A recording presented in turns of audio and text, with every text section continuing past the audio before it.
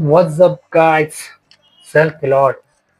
So cricket lovers ఒక series ఓడిపోతే బాధగా అనిపించవచ్చు కానీ ఒక క్రికెట్ లవర్కి ఇండియన్ క్రికెట్ లవర్కి ఉన్న వేరియేషన్స్ ఏంటంటే క్రికెట్ లవర్ అయితే ఎక్కడ మిస్టేక్ జరిగిందని ఆలోచిస్తాడు.